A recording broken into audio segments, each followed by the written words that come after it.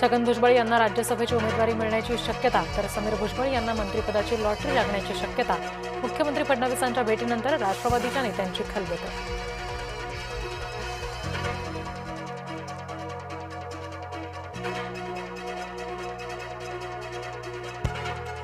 भाजपनं तोंड उघडायला लावू नये, घोडेबाजार झाल्याचं सर्वांना माहिती आहे. खासदार सुप्रिया सुळे यांचा हल्लाबोल.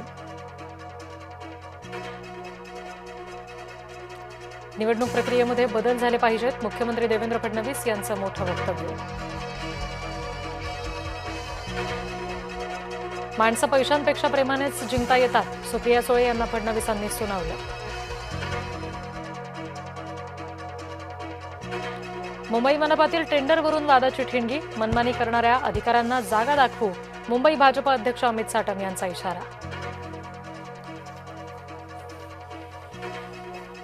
सरकार जरांगेंच्या मागण्यांपुढे झुकलंय, हाकेंचा हल्लाबोल. ओबीसींसाठी निधी नसताना मराठ्यांसाठी योजनांचा वर्षाव का, हाकेंचा सवाल. बॅलेटवर निवडणुका नाहीत तोवर बहिष्कार टाका, राज ठाकरे यांच्या भूमिकेचा संजय राऊत यांच्याकडून उल्लेख. बाळ माने यांचं स्टेटस सलग दुसऱ्या दिवशी चर्चेत, काळ हा खूप मोठा शिक्षक आहे असं बाळ मानेंचं स्टेटस. मानेंच्या स्टेटसचा रोख नेमका कुणाकडे याची चर्चा. नवी मुंबई विमानतळाला दिबा पाटील यांचं नाव द्यायला हवं, पाठपुरावा करून विमानतळाचं नामकरण करू, नवी मुंबईमध्ये देवेंद्र फडणवीस यांचं आश्वासन. संभाजीनगरमधील दीपकेच्या घराबाहेर सुरक्षा वाढवली, अभिजित दीपकेच्या आंदोलनाच्या पार्श्वभूमीवर निर्णय.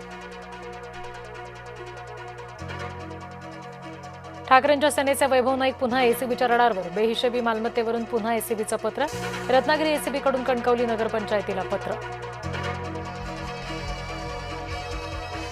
विधान परिषदेचं राजकारण वेश्येला लाजवणारं, आम्ही उभे केलेले उमेदवार विकले गेले, विजय वडेट्टीवार यांचं विधान. बंडखोरीबाबत दोन्ही पक्षाच्या नेत्यांमध्ये चर्चा सुरू आहे, जळगाव नाशिकच्या बंडखोरीवर तोडगा निघेल, खासदार डॉक्टर श्रीकांत शिंदे यांनी व्यक्त केला विश्वास. श्रीकांत शिंदे यांच्या भेटीचा निरोप आल्यास भेट घेणार, श्रीकांत शिंदे यांचा निर्णय मान्य असेल, बंडखोर रेश्मा काळे यांची प्रतिक्रिया. नाशिकमध्ये पाठिंबा दिल्यास आम्ही जळगावात देऊ, काळेंचं मत. दिलेल्या कालावधीत प्रकल्प पूर्ण झालेच पाहिजेत, राज्याचे आणि देशाचं नुकसान चालणार नाही, मुख्यमंत्री देवेंद्र फडणवीस यांची कंत्राटदारांना तंबी. साकीनाका इथं मनसे कार्यकर्ते थेट उतरले नाल्यात, बीएमसीच्या नालेसफाई विरोधात निषेध आंदोलन. केंद्रीय शिक्षण मंत्री धर्मेंद्र प्रधान यांनी 5 दिवसात राजीनामा द्यावा, अन्यथा येत्या शनिवारी पुन्हा आंदोलन करू, अभिजित दीपके यांचा इशारा.